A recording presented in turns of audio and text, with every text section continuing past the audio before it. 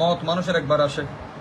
সুন্নিদের মত রসুলের বেওয়াফাইতে যাতে না হয়, সুন্নিদের মত হুজুরের वफादारिते হবে, হুজুরের सनाखानिते হবে।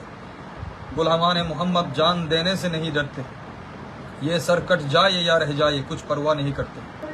আহলে সুন্নাত ওয়াল জামাতের খাদেম হিসেবে অন্তত আমি একজন নগণ্য খাদেম হিসেবে আপনাদেরকে আহ্বান জানাই, মোনাজারা নয়, এখন মোবাহেলার সময়। আপনাদের যদি তৌহিদি জনতার, এটা কি ইহুদি জনতা না তৌহিদি জনতা আমি জানি না, আপনাদের যদি সেই ইমানি বলটা থাকে, আপনারা মাঠ প্রস্তুত রাখেন। সরকার দো আলমের ওয়াফাদার কারা আর বেওয়াফা কারা, এই একটা কথার উপর মোবাহেলা হবে।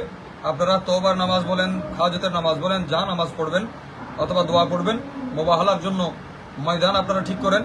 কারো হাতে লাঠি থাকবে না, কারো হাতে কিতাবও থাকবে না, কোনো তসবির সিবাহাও দরকার হবে না, তসবিও দরকার হবে না। আপনারা মাঠ ঠিক করেন, আমরা মোবাহেলার জন্য প্রস্তুত আছি। আপনাদের মতো এই হিংস্রতা, এই মারামারি ইসলাম আমরা শিখি নাই, খেয়ানত ইসলাম আমরা শিখি নাই।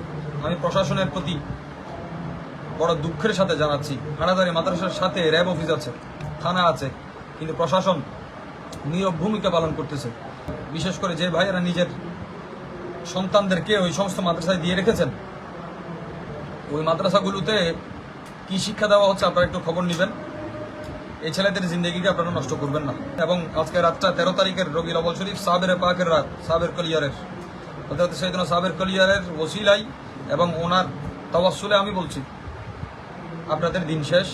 আপনারা না শুধরালে আপনারা কোথাও যাওয়ার আর রাস্তা পাবেন না। আমি সুস্থ আছি, আপনারা যারা মহব্বত করে খবর নিয়েছেন আপনাদের শুকর আদায় করছি। এবং যে সমস্ত মাহফিল কমিটি আমাকে রুখসত দিয়েছেন, আমার অসুস্থতায় আমার সঙ্গী হিসেবে আছেন এখনও, আমি আপনাদের কৃতজ্ঞ, শুকর আদায় করছি। এবং আমাদের তরুণ প্রবীণ যত ওলামা আছেন, এই সমস্ত জানোয়ারদের সাথে আপনারা একতার চিন্তা করলে ভুল করবেন। বারংবার রাষ্ট্রকে রাষ্ট্রের বিধানে ছাড়েন। আমরা দেখি আল্লাহ পাক আছেন আমাদের সাথে, আলাইহি তাওয়াক্কালতু ওয়া হুয়া রাব্বুল আরশিল আযীম। আপনারা হিম্মত হারাবেন না। কত মানুষ, আমাদের মতো লাখো মানুষ চলে গেল, এখানে সুন্নিয়তের কোনো ক্ষতি হবে না ইনশাআল্লাহ আজিজ।